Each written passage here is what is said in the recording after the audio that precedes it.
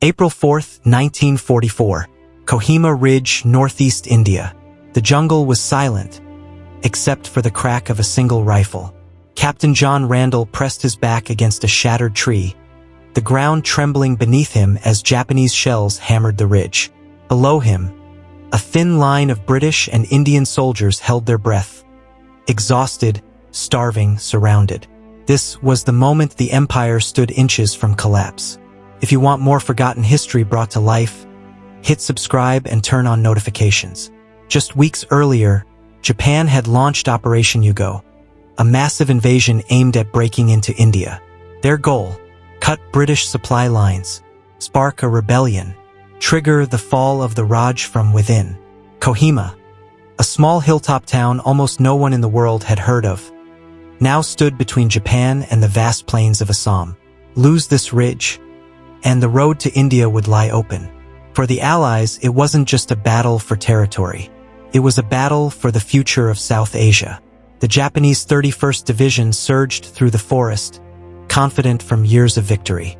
Facing them, a hastily assembled force of British, Indian, and Gurkha troops, many barely recovered from the retreat through Burma.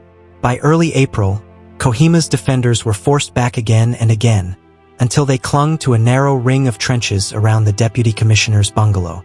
A tennis court lay between the two armies, a flat, open killing ground. It became known simply as the Battle of the Tennis Court. The Japanese believed they were days from breaking through, but the defenders believed something else. If they gave up this ridge, India might fall. Night after night, desperate assaults shook the hill. Grenades arced through the darkness.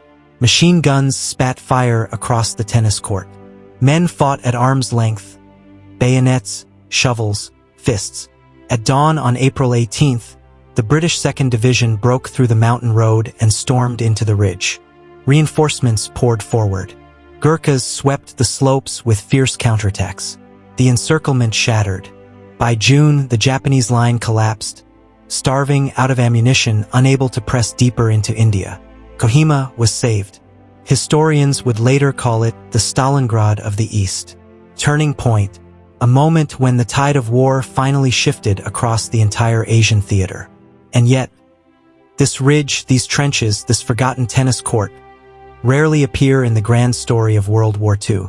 But for India, Burma, and the soldiers who stood here, Kohima changed everything.